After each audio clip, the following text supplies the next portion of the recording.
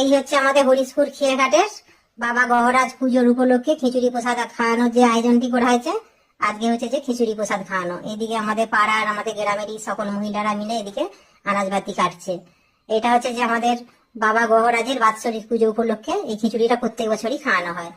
যেহেতু শনিবার পুজো গেছে কালকে, আজকে রবিবার, আজকে খাওয়ানো হবে খিচুড়ি প্রসাদ। আর প্রত্যেক বছর পুজোর দিনই খাওয়ানো হয়, কিন্তু এবছর থেকে পুজোর পরের দিনে আয়োজন করা হয়েছে। যারা আনাজপাতি কাটছে, কাজকর্ম দেখাশোনা করছে, রান্না বান্না করছে, সকলেই হচ্ছে যে আমাদের গ্রামেরই লোকজন। দুপুরে তাদের জন্য সকলেরই খাওয়ার ব্যবস্থা আছে, সকালের জল খাবার থেকে শুরু করে রাত্রে সন্ধ্যে 7টা থেকেই মোটামুটি খিচুড়ি প্রসাদ খাওয়ানোর আয়োজন শুরু হয়ে যাবে। এখানে প্রায় হাজার হাজার লোকের রান্না বান্নার আয়োজন করা হয়েছে।